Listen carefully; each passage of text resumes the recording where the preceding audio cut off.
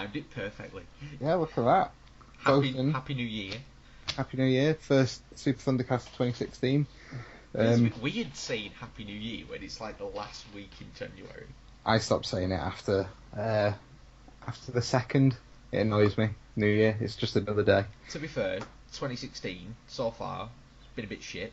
So I think we should start again from February anyway. Cause, yeah, why not? Think about it. January took Alan Rickman, Lemmy, and Bowie in the space of a week. Cruel mistress. Cruel mistress this January. It's is what it is. But yeah, enough about dead people we idolised. Let's talk about some games. Yeah. What did you play over Christmas? And all other stuff. Over Christmas, right. I got a couple of things for Christmas. I bought myself Battlefront because it was cheap as hell on PlayStation, so we played a little bit of that with an old friend. Just the regular stuff like we usually play. I played what was it as well? Dragon Quest Heroes. I got that for Christmas. Secretly, the best looking game on the PS4. And another one that I played over Christmas is Xenoblade Chronicles X and we're going to talk about that in a bit more detail later, I think, because that game really is something. How about you? What did you get up to? What did you play? I played an awful lot of the Battlefront on Boxing Day because I had the day to myself pretty much. Very nice. And you had an experience bonus on, so I went from 0 to, oh my god, I've unlocked pretty much everything. I missed that. I played an awful lot of Destiny. Kind of got right back into that. That was about it over Christmas, really. It was, to be fair, you were present for most of the gaming that I did because it was all online. So it was Destiny or Battlefront or both. Yeah, that was pretty much it, really, wasn't it? To be fair, I think I managed to sneak in a few hours here and there on some older stuff, which we're going to bring up again later on, I think. But yeah, what do you want to get talking about first? Do you want to go into Battlefront or Destiny? Yeah, I suppose. Well, my note that I've written for Destiny was after you trying to get you to convince me to go back. I've just written Destiny and back as the note because I seem to have played it a lot more than you, and I don't know what that says about me as a person. I think it says you've got an addictive personality, and I should be ashamed of myself. Not really, it's a great game. I really like it. I think the only reason I've not put as much time as you into it is because I've got stuff to be getting on with. Yeah, other stuff to do, but yeah. Far finds a way. Exactly. But yeah, it really is good, isn't it? All the new content, and I really like the Dreadnought as well as a place. Like we were saying the other day, a few weeks ago when we were playing it, and we started the Taken King stuff proper because before that we were both just kind of going through the DLC things. All these added cutscenes and that kind of stuff really gives that game that much needed context. Yeah. And I think it fills in a lot of those gaps that the original Destiny had. Granted, probably not as much as what they originally had planned for it, but it's still pretty good. And, it gives you that kind of grounding, when you're coming up against a boss or something, instead of it just being, it's Oryx's, I don't know, dishcloth or something. It's, it actually means something when you go up against the boss in this. And I like the fact they've added a lot more just side stuff. Like, it doesn't feel like once, because with me and you, I think we both did the same thing with Destiny. We kind of got through the story missions, and then it was just like we weren't really that bothered about carrying on. Whereas this one, I think it's kind of got us both a bit, and we've started doing stuff outside it, and I think we've both got full legendary now, that's like the first time that's happened to me in an MMO. So yeah, it's like it's the first kind of MMO I've ever really got into, and it's that thing where it's like I quite like that it's like this is the thing. It's sort of as MMOs go, because you got to think it's 18 months, 2 years old, something like that. It's not so established that it's this like insurmountable thing to get into. It kind of one of the things I'd say it does really well, and this some people might disagree with me, but I think it's quite good, is that it holds your hand through a lot of stuff, but everything else, it's sort of anything where you're not too sure. Every website's done bloody. It's kind of suffered from that kind of BuzzFeed sort of thing, where it's kind of, here's the top 10 things you need to do in Destiny. And you go, cool, that's my Saturday sorted. And it's, you know what I mean? It's got that kind of, it's had that sort of community around it where they've kind of told you what stuff is that you need to do, because they knew from the get-go that the way Bungie communicated a lot of stuff and the way they still do about the game is crap, so they've got to do it for them. I don't know. I like that aspect of it. What I really do like is the fact that through the design of it and through how the quests are designed and how the entire kind of game is put together, it really facilitates like dip in, dip out play. Like when I used to play Warcraft, I'd feel like kind of guilty if I weren't on it like every night trying to put the hours in, trying to get myself like I say, I never got full epics in when I was playing Warcraft, but that felt much more full on. Whereas I know you can get like that with Destiny, but it doesn't seem, like you say, it isn't insurmountable for someone to just kind of pop it on for an hour or so here and there. And I guess until you reach that like power plateau, you know, you always kind of feel like you're making a bit of progress. Well, I think we've hit that now. I think what we've done is, because we kind of tore into a load of stuff really quickly and hit that kind of plateau where I think now the only way we're going to get any better gear is to hit the raids and hit the hard strikes and stuff like that. So I think we're at that plateau now where it's a bit like we're at a point where we've got all the kind of post-game content, like where it's giving you new missions and stuff as a result of doing other things. Yeah. We're at that point now where the next pack or whatever it is they do next, I think we'll get into it a bit quicker because we'll be sat in a place where we can do, and we'll notice the jump in power a lot more than some other people will, because let's face it, neither of us have got the hours to put aside to do a raid, so... Yeah, that's the thing. We don't know 4 other people who play it. We do, but none of them have got Taken King. Yeah, that's true. But at the same time as well, it's like, what I really do like about Destiny is that kind of casual, you shoot some dudes in space, and if you want to get into the story and you want to get into the lore, it's all there for you. It's just, you've got to kind of take that initiative to get to that point. But like I say, it is more down to the fact that I don't really have the hours to put into it, especially with some of the other stuff I've been playing as well. Destiny, I treat Destiny kind of like a palate cleanser, really. Like, if I've done a lot of grinding in, I don't know, say something like Xenoblade, for example. If I've just done like a mammoth session on Xenoblade, I kind of feel like I could really do with just switching off and shooting the spacemen. So that's what Battlefront's pretty good for as well, to be honest. I use that because that is just kind of mindless dip in, dip out, and it's one of those things where it's kind of like it's so basic as a shooter that there's very little mechanically that you need to be like, I need to make sure I'm doing this, I need to make sure I'm doing this. So it's really easy to just kind of cut about and do quite well whilst you play. Yeah, definitely. So it's kind of, it was like when we were playing it the other night and we kind of hit that run where you and me were kind of topping servers and stuff for a bit, and it was like, well, yeah, it's kind of a given because I've been playing this sort of game since I was 11. Yeah. Well, age and experience are paying off as opposed to just playing a lot of one game.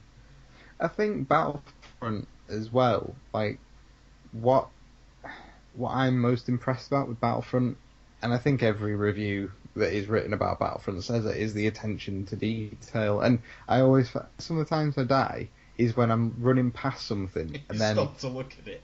Yeah, and I have to stop to look at it. Like the other day, I was on, we're on, I think is it Jakku, where you've got all like the downed AT-ATs and stuff like that. You're just looking around a downed AT-AT and it just... Yeah, I got killed like 8 times. Yeah. I died like 8 times, but I was just fascinated at the fact that there was like so much detail put into it. And, you know, I can understand a lot of people when they say, yeah, it's, you know, it's shallow as a puddle. Like, well, not puddles anymore, because they can get pretty deep with all that flooding that's about. I was going to say... Yeah, but either way, shallow, not... The one thing I will say that is a massive strength of Battlefront, and I will urge anyone who plays it to do this, find the biggest Star Wars fan you can and play that game with them, because definitely it's that really weird gamer thing where we're kind of like, we look at stuff and go, yeah, that's going to be impressive, I wonder how much the season pass is, and we're all kind of, everyone gets a bit snarky. But if you find a game that's based in a universe that someone genuinely loves, and you're playing it and they are getting genuinely excited, it kind of spurs you on a bit, doesn't it? It kind of completely changes how you look at the game, because you're sort of sat there going, that's what they were aiming at with everybody. And it's just like, it was weird. You kind of sit there and go, God, I remember when we all genuinely liked games instead of looking at them trying to spot flaws so we can sound delightfully intelligent when we talk about them. Well, to be fair, actually, I think that's one of the reasons why I'm enjoying Battlefront so much, is the people I'm playing it with. Like, you know, our mate is, like I say, probably the biggest Star Wars nerd I think I know. In fact, I'm going to tell him. Impression. Excellent Palpatine, and he's gotten into the Kylo Ren impressions recently as well. So they're always fun. It's weird because you wind up playing it, and because The Force Awakens came out and stuff, we've been playing it, and it's that thing where you're running around going, I'm shooting stuff, talking Star Wars, and you just wind up just chatting, playing it, because it's not that intensive. Yeah, exactly. So it's like a proper... I was going to say, like, the best time we had on it, I think, was when Mike was... I've used his proper name there, got to scrub that, but when... No, we don't. Nah, in fact, I'll tell him that he's on it, he'll give us a mention, yeah, that's good. But, when he was just telling us about the books he's been reading, because he's all into the expanded universe and that kind of thing, and all the new Star Wars books, it was just genuinely interesting. It was like having a director's commentary. It was really fun, and you know what? That's the type of experience that like you say, I think that they were kind of going for with it. I think that that's what they need to sort of move back towards, because I think TVs are getting big enough now that we need a proper big split screen multiplayer. Do you know what I mean? Yeah. It's kind of... Well, Battlefront used to be that game. Yeah. I remember our friend, I knew him a while ago. I remember countless afternoons of doing like Galactic Conquest with him, and it would get to a point where we were both just talking in Star Wars references, and they are some of my favourite gaming memories, really. Like, because I didn't really do like the whole kind of Mario Kart split screen thing, and I was always shite at Smash Brothers, so I tend to dip out of that tournament, like Melee, whenever that got thrown on.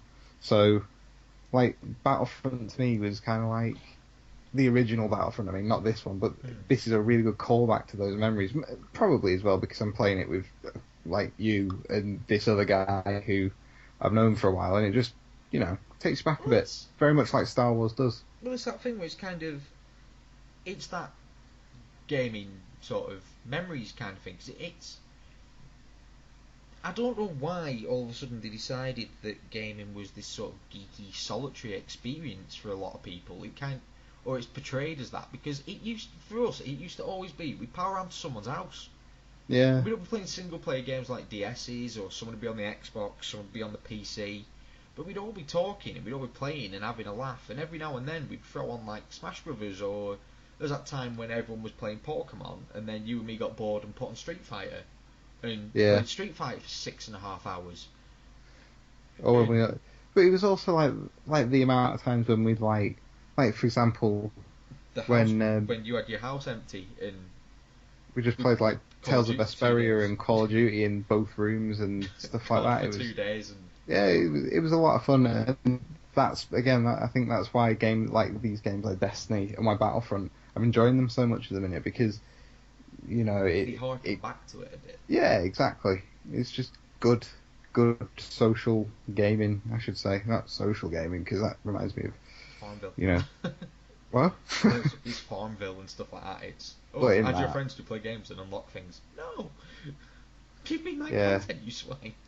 See, if I was ever playing something like Farmville, I think I'd send all the invites to like people I really don't like because I hate it whenever I get shit from Farmville. I would send it to anyone on my Facebook who no see, you know that thing was like everyone's at the minute it's all like oh Britain first, oh stuff like that. Anyone who follows things like that, instead of me immediately deleting and blocking them, what I would do now is send them every invite for Farmville. And or then Simpsons tapped out. Something like that. This is Bob. Bob's a fuckwit. Don't be like Bob. Oh wait, you are Bob. Play Farmville. You racist dick. Yeah, that way. No, well, so yeah. what else have you been playing? I mean, I know what else I've been playing because it's me, but well, actually, no. Going off for notes, we've both been dabbling in Final Fantasy. Yeah, we have. We've gone back to like I've put down here in the notes, just hunger for new RPGs, but playing old stuff. So yeah, because I think both of us have kind of got our eyes on some RPGs in the future, and you know these old ones seem to kind of, I don't know, seem to get me. Well, Final Fantasy IX is the one I've been playing. That seems to be getting me in the mood for like some of the stuff like Final Fantasy 15 and whatnot. But yeah, that's what I've been playing. I've just said it then. Final Fantasy IX. And I've been playing the PS4 redo thing of 7. And I can't decide if the new stuff they've added. I say added. It's not like new content. It's new features. I can't decide if they've added anything to the game or not. Because if you don't know, if you click in your left thumbstick, L3, yeah, it puts the game at 3 times the speed. Yeah. And if you click in your right stick, it gives you full health, full MP, full limit break meter. And until you click it again, it will constantly do that, so you can just limit break every turn. See, now I'm not sure. I know how I kind of feel about it. I think it detracts from like Final Fantasy VII. I think Final Fantasy VII was much more than just, you know, running through the battles. I think you learned stuff about your characters in the battles, and that's how one of the ways that you kind of formed a bit of a, not a relationship, but you know what I mean, like how you kind of related to your characters was getting them through those battles. But do you not think that this is, I like to call it bravely default syndrome? Like, it's kind of not casualizing, that makes it sound like I'm some kind of snob, but you know what I mean, like... It sort of trivializes one of the big things about Final Fantasy, I think. Yeah. And I mean, it's that thing where it's like... See, 7's probably the one, weirdly, I played the least. Really? Yeah, because like I've said before, that 8 was my introduction. And it's kind of weird playing 7 like this, because it's kind of like I'm absolutely hammering it through this game. Because I've kind of, it's weird. I'm playing it through using this stuff. Yeah. Going, I'll see what it's like playing it through using all these bits and pieces that they've added to the game. And then I'm going to play it through like you normally would. You're going to play it through twice? Yeah, and I want to see how much time it cuts out of the game.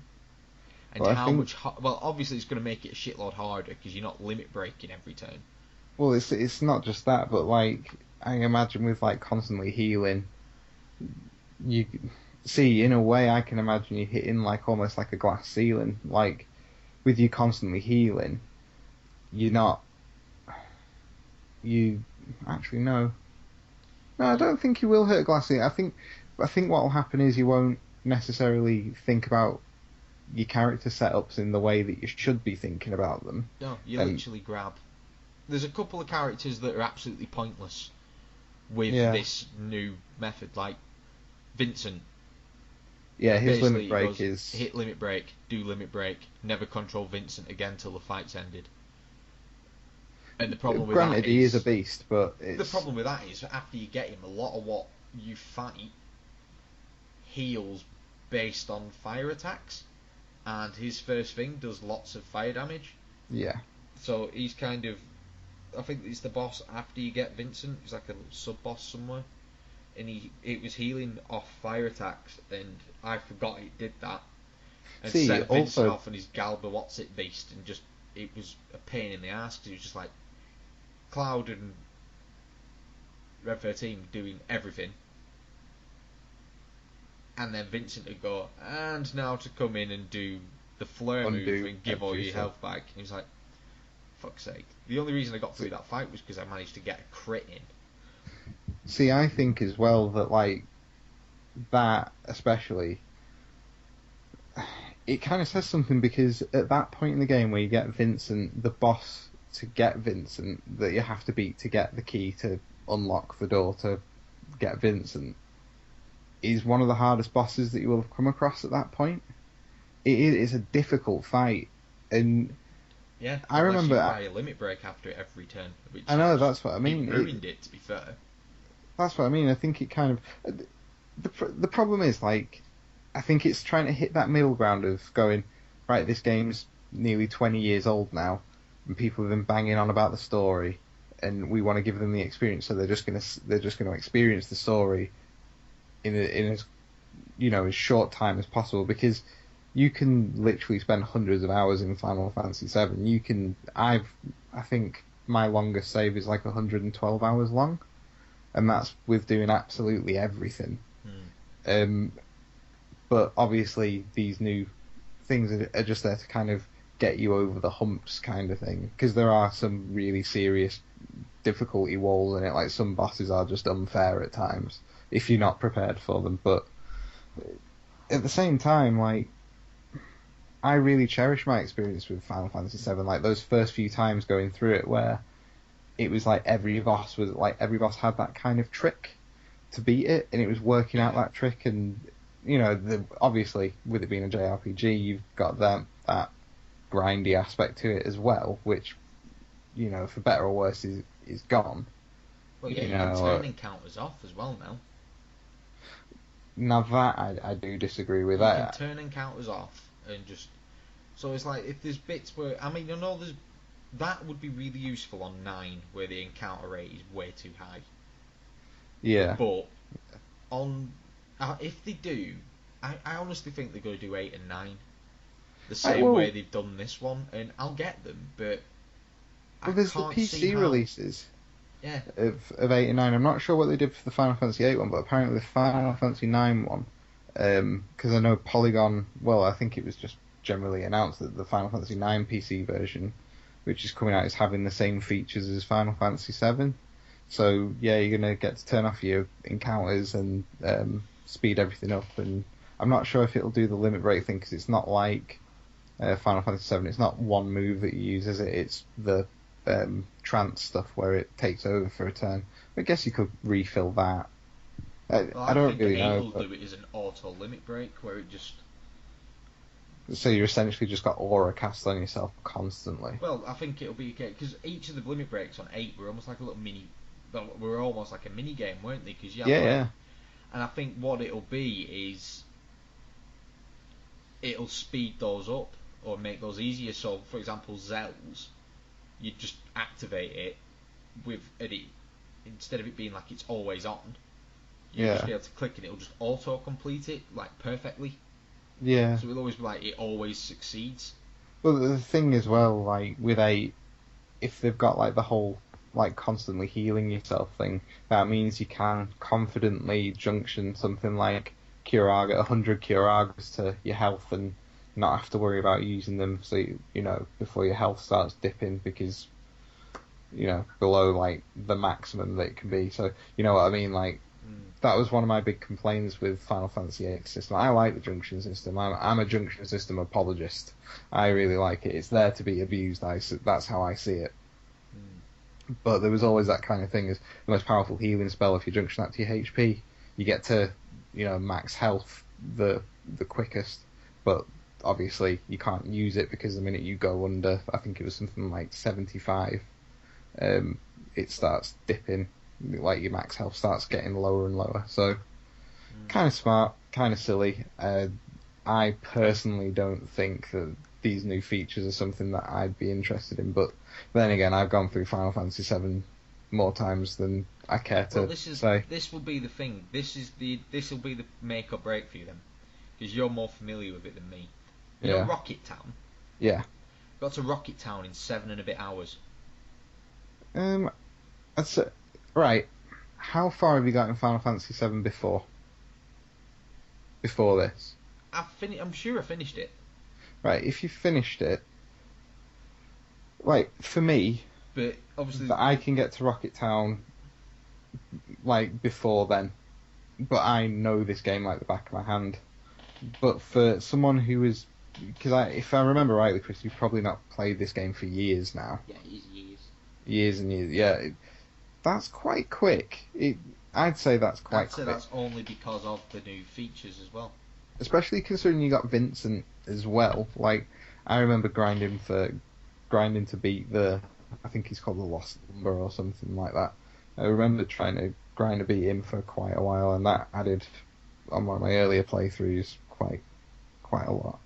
But yeah, I think Final Fantasy VII, to me, I'm one of these people as well that like you can't really do anything to it you can't really do anything to it and me be happy. I'm not one of these people who's going to start, losing it when the remake comes out. I recognise that is going to be a completely different game, but all this new stuff that they've added I kind of see it as a bit pointless in a way. I saw a video online that I'll have to dig the link out for you of a guy going absolutely apeshit about the fact that they're remaking it, and he's just he's not happy. And the best way to describe it is, the video of that guy where he's going on about how gingers do have souls. Yeah. Do you remember that guy, the meme-worthy ginger guy?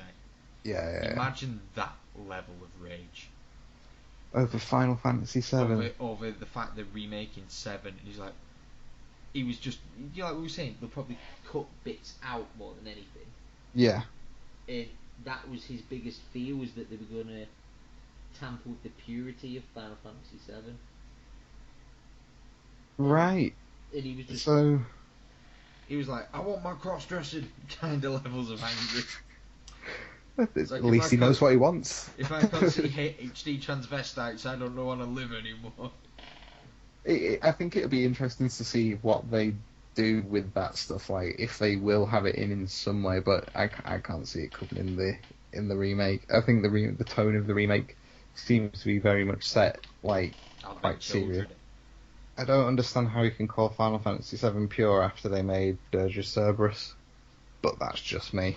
Or Crisis Core. Yeah. They bastardised it long before they wanted to remake it. Is the way to Exactly.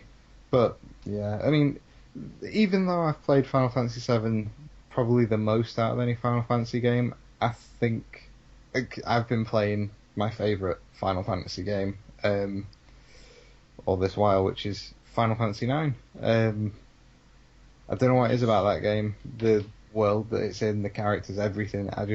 It just really resonates with me. It's really good, and it hasn't aged very well. But then again, I wouldn't say any of them have aged particularly well. But it's so good, that game. So good. Just that storybook world. It's incredible. Yeah, well, that's what you want. You want it to be. You know what I mean? It's that thing where it's kind of... It's got that nostalgia factor. Yeah. And it's just good.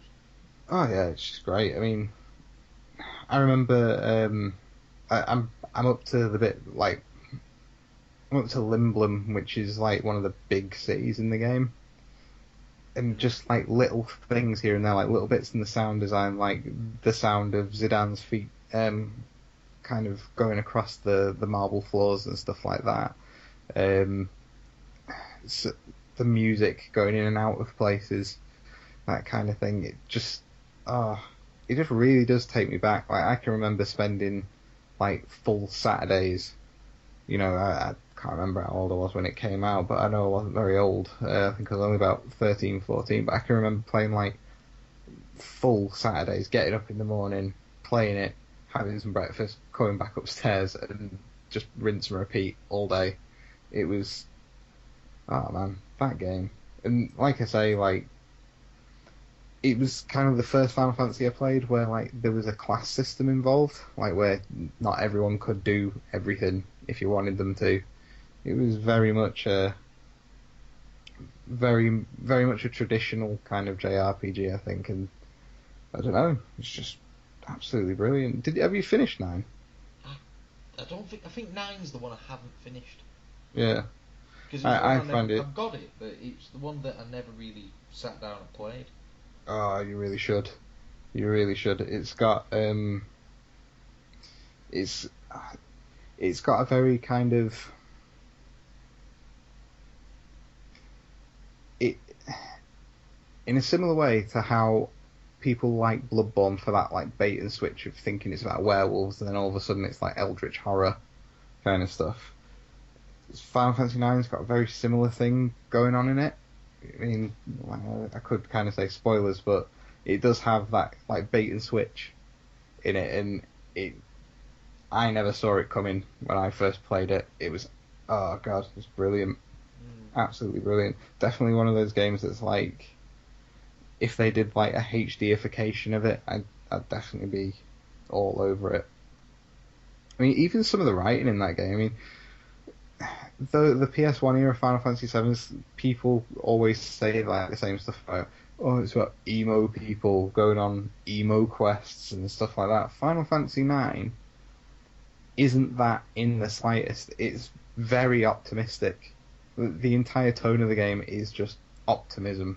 It's absolutely brilliant for that. It's very refreshing as well because, like, at the time it was very much a kind of the typical kind of hero of a JRPG was the very solemn, lonely kind of brooding character, whereas Zidane is like he's a bit not more quite jovial, as isn't he? He's a bit not quite as annoyingly happy as Tidus, but happy at least. Yeah. Yeah. It's I think we kind of Tidus bugged me the first time I played it. 10, yeah. The first time I played it, Tidus bugged me, and I don't know how I got through the laughing scene. Where Yuna turned into an emotionless robot who doesn't laugh but goes ha ha ha. I was like, I don't know how I'm getting through this. Voice acting was the worst thing they ever added to 10. But with me, I mean, I must have noticed it at the time, but I actually had to look up a video of the Final Fantasy X laughing scene to understand what people were like having a go about.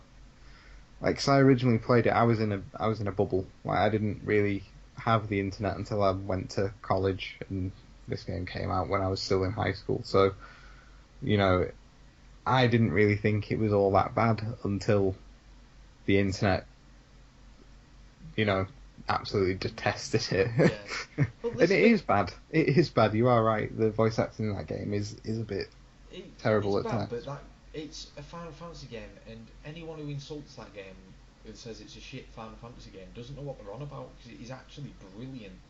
Oh yeah, the story, the world, the characters, they're all absolutely. Yeah, Blitzball. Actually, I was going to say the best Final Fantasy minigame, but we all know the best Final Fantasy minigame is the card game in Final Fantasy VIII. That was a game all unto itself. Isn't the best minigame in Final Fantasy the corridor simulator in 13 though? Whoa!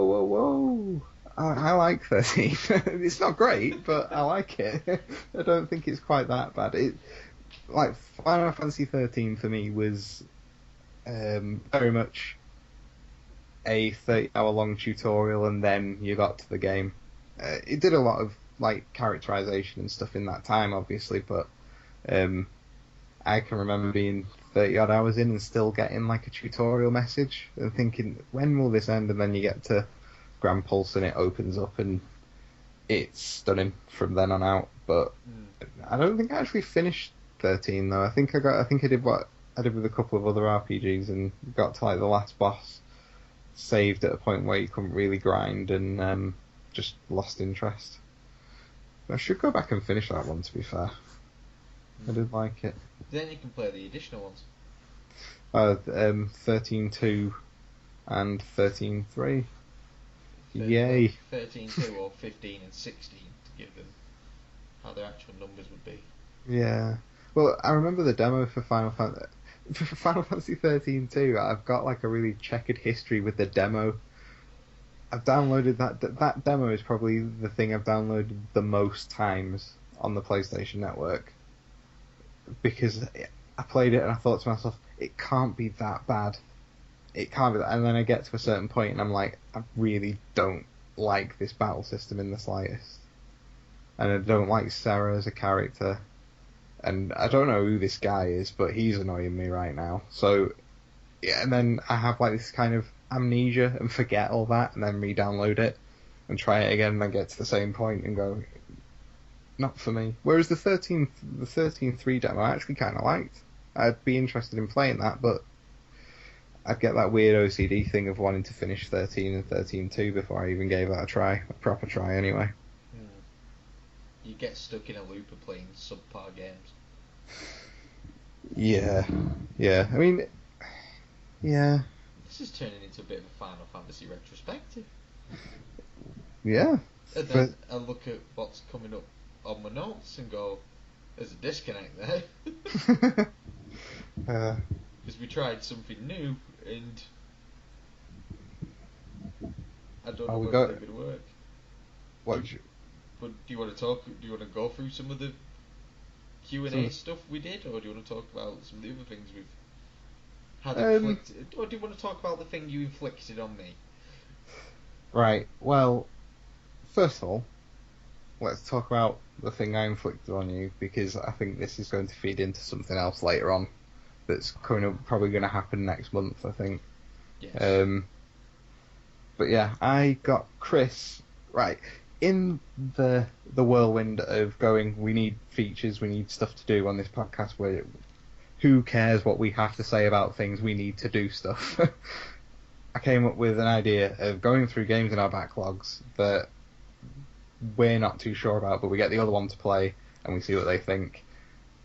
And I gave Chris the ever controversial and polarizing game that is Deadly Premonition. And in a way, I kind of thought Chris would react this way about Deadly Premonition. But Chris, do you want to tell us what your thoughts on that were? I have said this before in referring to a game.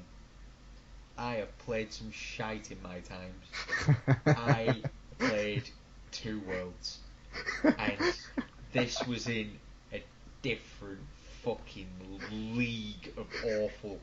It was, to be honest, this is how bad it was. I think it would be funny for everyone to watch me play it on Twitch, and I would encourage you to bring any.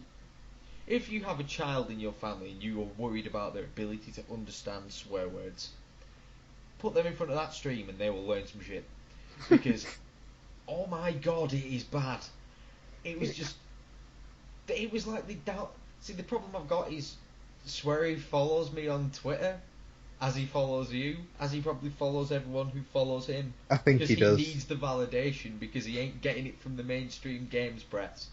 It's that thing where it's like, stock sound effects, like, for fuck's sake, a chimp noise came out of a squirrel in that game. The sound is awful. It looks like a PS2 game. And I'll add a bad PS2 game. There are some PS2 games that actually look really good in comparison to this. I mean, I'm being disparaging, but I actually kind of like Deadly Premonition. Medieval on the PS1 looks better than Premonition. Oh yeah, there is, everything you are saying is right. I can't dispute that at all. It was fucking clown shoes. I hated it. I think what you need to do is spend some real time with the characters in it, because it is the characters that make this game.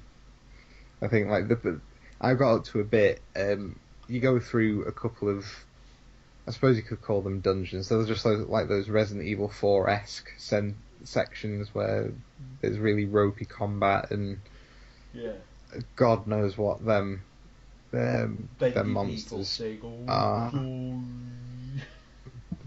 I like to think of it as, I like to think of it as contortionists doing impressions of Dory from Finding Nemo. Well, when she's doing her whale voice. Yeah, that's what I was playing. I was like, but then it reminded me of Ellen DeGeneres, and she bugs me, so that made it even worse. See, like, I got to a bit after a few of those combat sections, which was really, really good. It kind of turned into like this whodunit, where you go to a town meeting and you meet this town, and it is just full of the weirdest people. And yeah, I think I said to you, like, before we started playing it, it's almost like Twin Peaks in a game. And I know, you know, plenty of people who reviewed it have made the same parallel as that, but it definitely has that kind of Lynchian weirdness to it, which I think I'm a bit of a sucker for it, really. I think if you say, oh, it's like David Lynch, I'm all over it. But it was like Lost Highway to me, in the sense that I had no fucking clue what was going on. It was God. Oh my God, it was just so bad.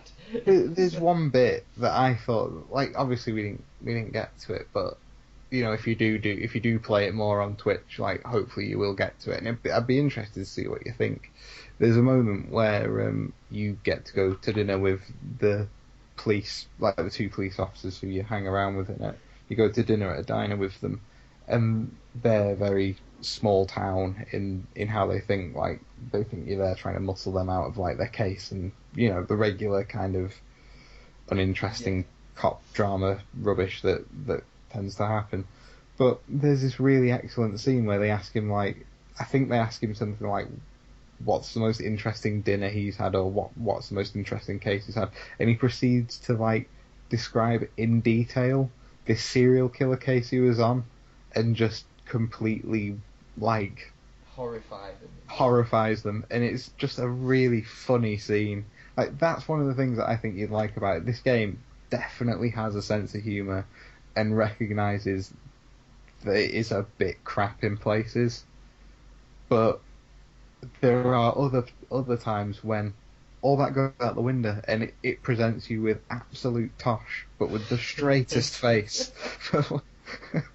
Asks you to be scared at these things that are literally just voices slowed down. Yeah, it's very strange. I really do want you to play it more. I honestly think if we were going to play this on Twitch, we'd both have to play it, like, we'd both have to sit there and we'd have to one-shot it. You can't one-shot it. It's like 30 odd hours long. It's quite a long game. You can't one-shot it. I'm not sitting there and playing it for 30 hours. I like that game. Well, we'll do it in 2 sessions then. 2 15-hour blocks, the Deadly Premonition mega chunks. Yeah, and That's then what it would be called. We'll follow that up with the Onimusha Marathon. Which has to happen. It does. You bought the Onimusha games, we've got to do it. I did. I'm into sucking souls up through my wrist. I wondered where you were going after. I'm into sucking. I was like, what? I forgot about the wrist thing. I was like, Jesus, man, there's a time and a place. And on a show that's going to go out to people, granted, I think only 3 people listen to us at most, and even then, all made that same disparaging remark. Yeah. No, well, you say people don't listen to us, but they might do, based on the fact that we demanded questions and got questions. We did. I'm actually None impressed. of them relate to games. Well, one of them does. Oh, yeah, that's from sole listener Richard Sims. Shall we number 1 superfan Richard Sims? Yeah, in fact, like, I've wanted to say this for so long. After listening to so many podcasts, I've wanted to say this for so long. Friend of the show, Richard Sims asks, Will we admit we're wrong about Shenmue and MGS5? And what do we think of crowdfunding? It's a really weird two-in-one question, because the short answer is no, and sorry. But let's elaborate. Well, I'm not elaborating on admitting I was wrong, because I wasn't. Yeah, I don't think we were wrong. I think it was more... You had an eye-opener. I had an eye-opener, certainly. Like, Shenmue certainly hasn't aged well. Definitely not. Yes, I would say it hasn't aged well, and I don't think it's necessarily a bad game, but I think it's one of a large number of games that people go on about that you shouldn't go into if you've heard all the hype and expect something special, because a lot of people have a very rose-tinted view of it because they played it when it came out. If you didn't, and you go into Shenmue now, it is bobbins. It is awful if you try and play it after... If you've never played it before, I wouldn't recommend playing it. I'd let it sit on this like classic pedestal, and you just don't touch it. You view it from afar. Yeah, because if you do, it's like never meet your heroes because they always disappoint you. It's that kind of... That's actually quite a good analogy for it. I mean, my views on Shenmue are more... You can definitely see... You can see its influences, and there are games that have come out since that have done what Shenmue does better. And worse. Oh yeah, and worse, but it's something that I can't really recommend that people go through now, and this is someone who's restarted it again, probably like not 6 months ago. It's a tough play. It is very tough to go through now, and I really do wish I was one of the people that played it at the time, and wish I had that kind of nostalgia for it, because I can see that it was a great game, but there were other things. I was talking to a mate, and I remember him getting a Dreamcast when it came out. Yeah. And I remember him and me playing the ECW game and WWE games and stuff on it, and then he appeared one day with Shenmue. Yeah. And we both sat there, and we started playing it, and we were like, wow, this is pretty. Oh my god, you get like a whole town to go around. And it was kind of that first moment of you looking at like an open world game and being like, holy crap. Yeah. Well, even though it was very limited in the way it did it, you still had that holy Yeah. crap kind of moment. But we actually played it through, and it was just like, we got bored. Well, it's the fact that it just ends as well. Like, if you do like finish it, the ending it's just the precursor to Shenmue 2. Like, he gets on the boat and that's the end of it. And like I said, I don't know what I was expecting when it came to the ending of Shenmue, because I think when I first finished it, I kind of shunned all kind of knowledge and spoilers. I tried to not use a guide because I didn't want anything spoiled for me. I didn't watch any YouTube videos about it because I thought that this was going to be it. And then it did just end. And as much as I can say, like I say, I think it's an important game. I just don't think it's the game that everyone remembers it being. But yeah, and MGS5, I like MGS5. I like it. I just don't think it's as good as its predecessors. I think it's a game that is deeply ambitious and does a hell of a lot. Yeah. And like I say, it for me last year it was tied at Game of the Year with Bloodborne. I think Bloodborne just edged it because of that impeccable DLC. But I think, I don't know, it's kind of it leaves a bitter taste in the mouth after a certain amount of time. I think just Metal Gear 5.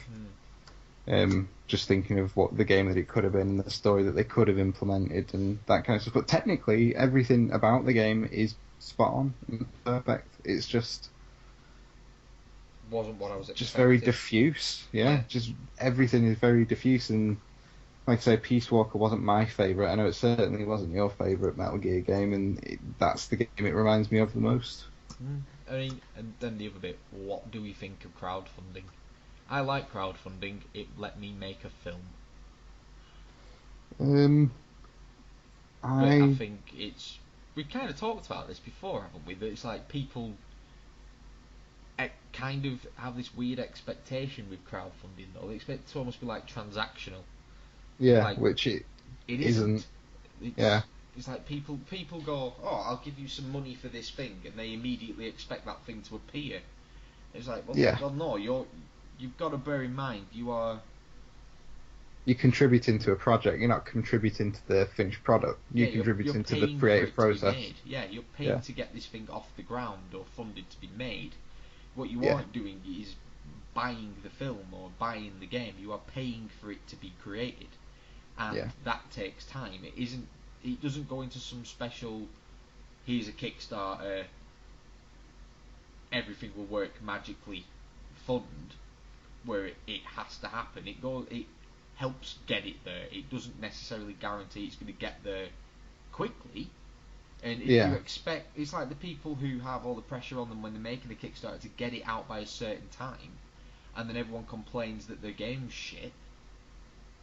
It's kind of like, well, you had the money, but you've almost been pressured into rushing what you were doing, I think, and it's kind of... I think crowdfunding, if it's done right, can have like a really nice sense of community built around it. I think if it's done and it's like, oh my god, we need to give these people something now because they're baying for our blood, I think that's where it falls down. See, I think crowdfunding... I'm not quite sure what I think about it, like, in definite terms. I think there's a tightrope almost. Like, you look at stuff like...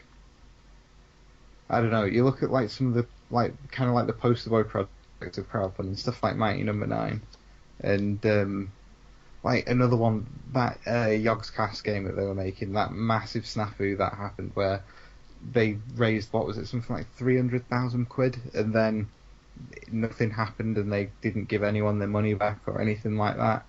I think that crowdfunding enables people who aren't money men to finance their games, and I think for better or worse, that's what you're left with in a way. You're left with creative people working out the finances for themselves, and I know being very, very vaguely creative, that I'm not very good with money, and I wouldn't trust some of the most creative people I know. I definitely wouldn't trust them with a lot of money. I wouldn't trust me because, well, that's one of the things. It's like when all the money is going into the creative process, and you know more and more things get piled on top of it. That's more work and less of a that end goal gets further and further away. But then again, I don't like it when I see big companies trying to use things like crowdfunding, because I think that they shouldn't have to use it. Like, they're a multi-billion dollar conglomerate who can afford to make something.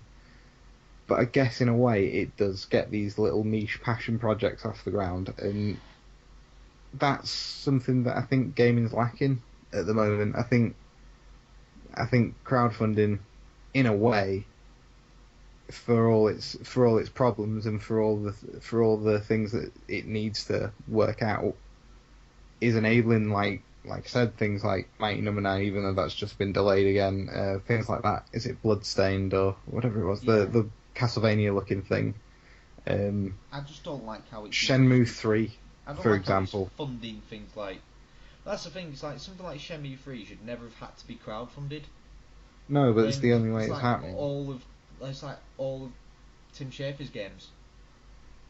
It's like, it's fucking Tim Schafer. Yeah, you shouldn't need it. And in a way, I see it as a greedy move sometimes from some developers. Like, they kind of just go, we don't want to have to deal with a publisher, so there you go, we'll just put it to crowdfunding.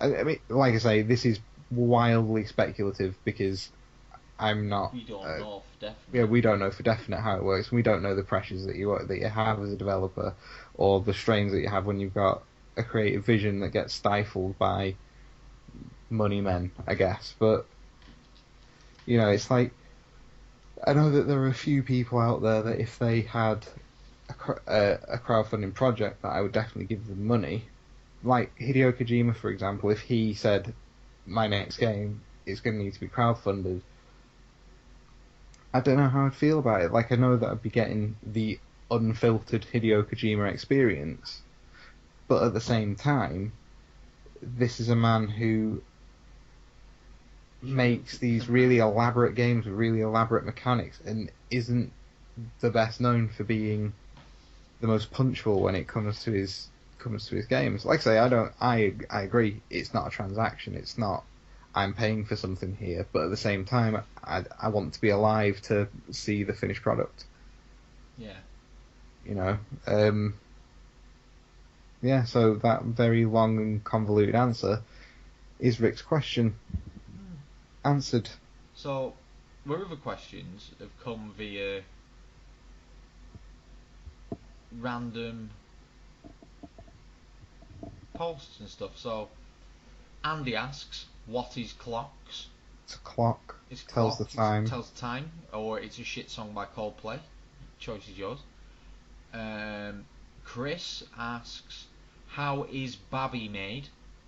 I think that was done as a joke. I think it was done as a joke, but does he even listen? I don't. No, I don't know if he does ever listen, but one day you'll find out. So someone else asked, magnets, how do they work? Say, ask the Insane Clown Posse, you internet hipster.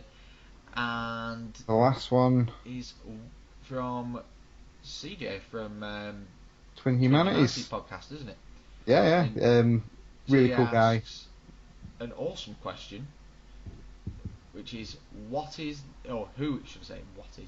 who is the best Kamen Rider and why? If you don't know what a Kamen Rider is, Google it. Actually, no, YouTube it. Yeah, YouTube it. Find an hour. After the word rider, write henshin. They have it. That's all the explanation you need. All Kamen Rider henshin. Yeah. If you can find all Kamen Rider henshin and finisher videos, watch them. Dear God, watch them. Well, Kamen Rider is my favourite Japanese thing. It's amazing. It's like, I know. All right, so you carry on, Chris. I was gonna say, it's like you've got people who like their anime. You've got people who like their weird Japanese dating sims. You've got people who like Hatful Boyfriend. And then you've got people who like Kamen Rider, which is essentially think of it like Power Rangers, I suppose, isn't it? I prefer it to the Power Rangers stuff, but yeah, it's the same kind of thing. It's a hero that transforms and then fights monsters. It's kind of like it's got like a villain of the week format and builds up into like an overarching storyline, but they're always freaking brilliant. It's just one of those shows where like the general spirit of the show is very practical. Like all the effects the vast majority of the effects are practical effects. All the suits are made of rubber and very small amounts of it are CGI. And people get kicked so hard they explode. There you go. That is why you watch it. There you go. The way to look at it is there's been, I can't remember whether is it this year that it's like the 40th anniversary of Kamen Rider? I'm not sure. I know. Well, or has it been? I'm not too sure. I'm just going to quickly Google it to check. I think it's actually been the 40th anniversary. Yeah, the 40th anniversary was. Jesus Christ! It's like 45 years old this year. Bloody hell. So basically, what this can tie into gaming because the very first Kamen Rider was played by an actor who did his own stunts, broke both his legs doing a motorcycle jump, which is why they ended up being two Kamen Riders while he recovered. But he was in Japan. He was the promotional mascot for the Sega Saturn. Sega to Sanshiro. Just yes. Judo throwing bastards. Turns out he was the original Kamen Rider. He's got like Hiroki Fumikawa or something. He's been in loads of these like tokusatsu, that's what it's called, sort of shows. And that's kind of the tenuous link to games, other than the fact that they do Kamen Rider games. Yeah. There's one on the DS. The DS ones are superb, and they'll run on like a DSi or something if you can get them, and I'd recommend those because Kamen Rider Spirits is such a good game. Well, like I say, my kind of experience with Kamen Rider was through you initially. Like you're the one that told me to start watching it, and I think the first show I watched all the way through was Kamen Rider Blade. There's never Blade or Kabuto, wasn't it? It was Blade, and then it was Kiba, and then it was Kabuto, and then it just kind of devolved into whatever episode I could get to on something, and then another one would come out or something else would come out, like Garo, another tokusatsu thing, and it would just kind of completely take over me for like a few weeks, and then I'd move on to another one. But I think if we're talking best Kamen Riders, there's a few. I've narrowed it down. Yeah, I think I've got 3. Go on. I think I've got 3 in mind. Right. My favourite, in terms of my personal nostalgia,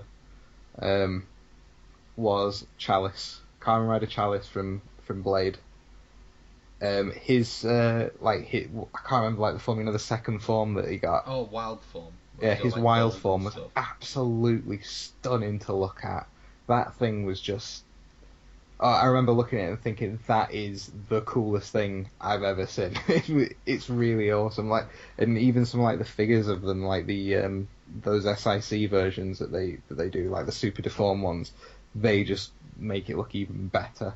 Like if you're looking at pure aesthetics, I think Kamen Rider Chalice is my favourite.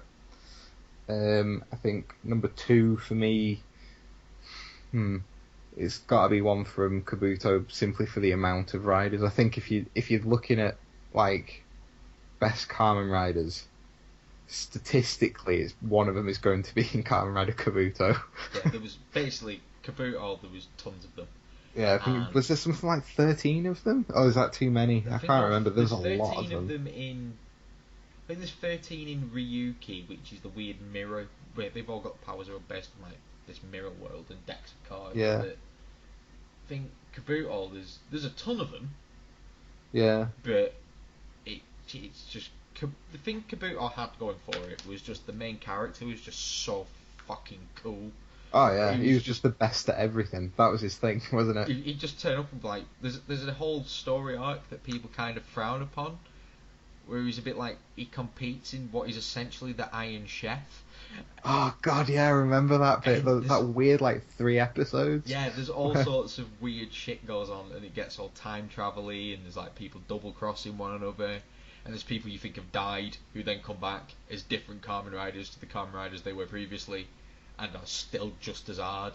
And regular Kamen Rider shit is awesome. Yeah, this is all normal in Kamen Rider. Ours equivalent of being like Batman, like being based on something you fear as a creature, is in Kabuto because it's the bee, or yeah, it's called Sabi, and stinging insects. I have a big fear of.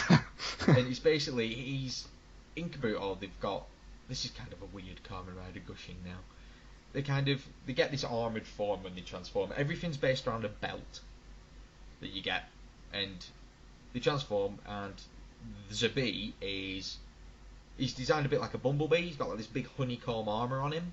Yeah. And then they've got a thing where they can get that off them, and they've got like a leaner, like more stylised form underneath. Yeah, we've got that really weird. Yeah, they've got that weird English thing where like they do it. It's called like cast off or something, isn't it? Yes, where they like do it and all the armour like falls off them, and then they're like this like super high speed form where they'll like travel faster than the speed of light. It's brilliant. Yeah, I think Zabi is definitely the one from that. Although I did like the Punch Hopper and Kick Hopper. I was going to say Punch Hopper and Kick Hopper are cool, but the reason I think you like Punch Hopper and Kick Hopper is because they are both people who, in the story of the show, were Zabi at one point. Yes, they were. It's the best way to describe Kabuto is I think it's the most Marvel-like of yes, the Kamen Rider thing, simply because there's so much kind of going on in terms of like inter-rider politics and that kind of thing. It reminds me a lot of like inter-rider politics. I know, that's probably the wankiest thing I've said all day. I was going to say, and I work at a university. No, that's pretty bad, but then again, I think my I think I know who you're I reckon I can guess this. Alright, go on. I reckon I can guess this. And I'm gonna say it's Ixa. You're damn right. It's Kamen Rider Ixa. It's based on a knight. He's like in Kiva, he's kind of like Kiva's opposite note for the beginning. Hunter, yeah. Whereas Kiva's a vampire kind of thing. And again, he's one of these, like the actual rider, Kamen Rider Ixa. I think he's like, don't 3 people become in the show? Yeah, well, it's got like that weird split timeline because it's. Yeah, because Kiva's dad. He's Kiva in the 80s. He's not Kiva in the 80s. Weird Ixa kind in of. the 80s. He's like the basic form of Ixa when they first build the Yeah. And then you've got the main guy who's Ixa in the present day, and then there's that other guy who becomes Ixa for a bit. Yeah, who was really cool, but then He's like gets a weird taken... rockabilly guy who kind of gets taken under the wing of a scumbag, and then becomes a weird like military dickhead. Yeah. Who transforms by... He's got like this handhold bit that you touch, and then you put that in the belt. And like a normal person would touch it to their hand. For some reason, he lifts his foot up and pushes it into the side of his foot. Yeah, he's like inexplicably. And it's like... It's really strange. But yeah, I often wonder if that actor came up with that himself and just went, go on. I think he might have done, because I know that a lot of like the rider animations and stuff, they make them, I know that a lot of them are individual for a reason. Like there's a reason that they do like certain moves and stuff. But I wonder, like you say, I wonder if that one was something that he just kind of improvised on the spot and they went, yeah, just go with it. I think his transformation thing, like kicking it, is a little silly, but. He was a cool looking Kamen Rider though. Yeah, he definitely was, and he had the best fight in that show. Yeah, he kills a guy when he's blind. Yeah, that fight against Bishop is, it's just the knuckle. It's brilliant.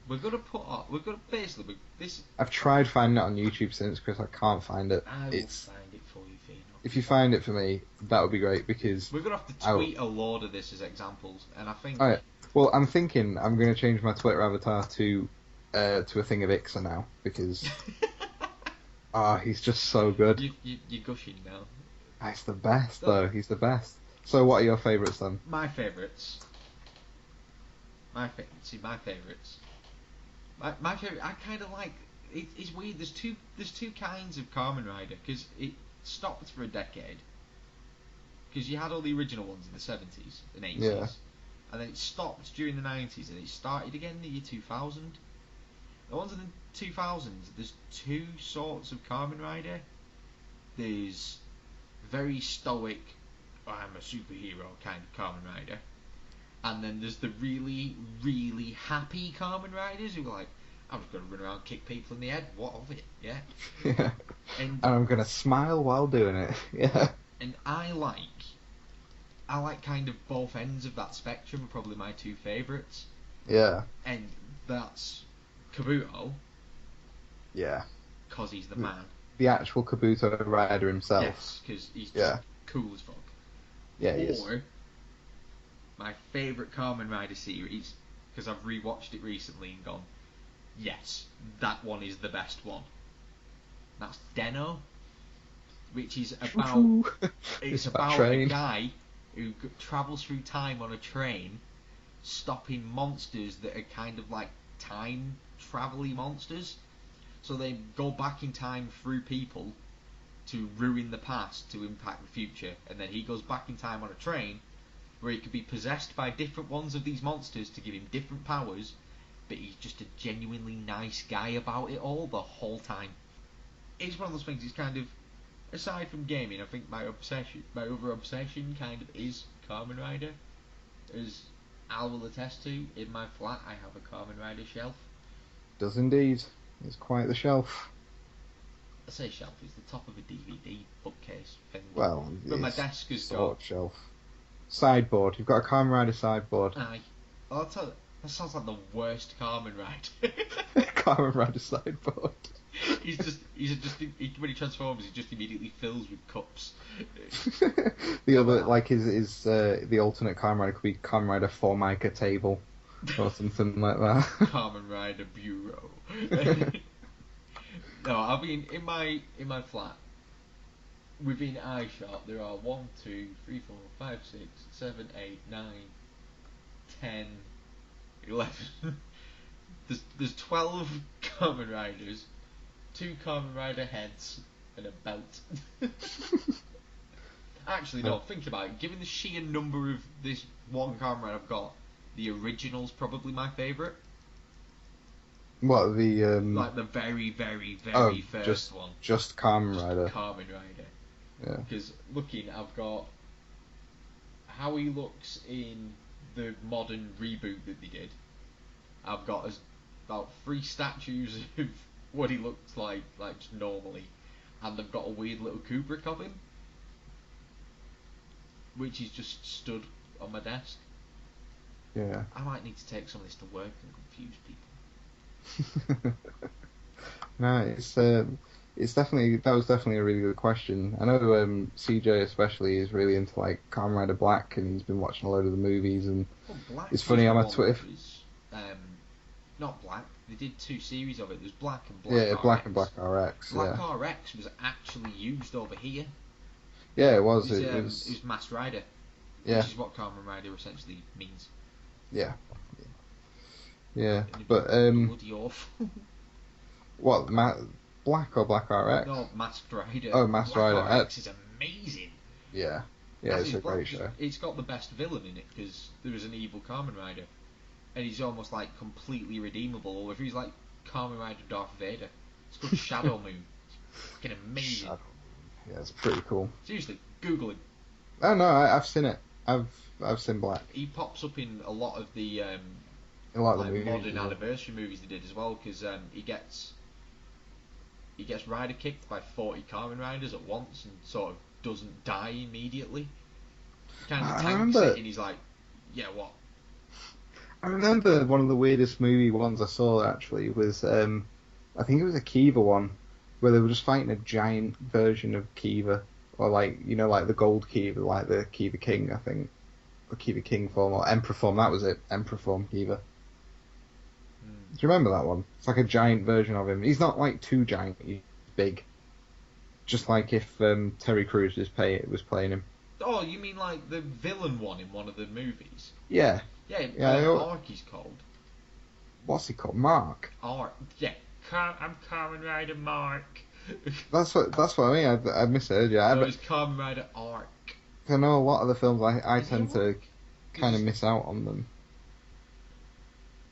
Basically, this is probably going to be the last podcast in this kind of in this format. I think because we're going to start trying to do some stuff, so we've actually got more things to talk about, and there's got I like the idea of it being a bit like wider reading, but we're going to do other stuff that you'll be able to watch and interact with.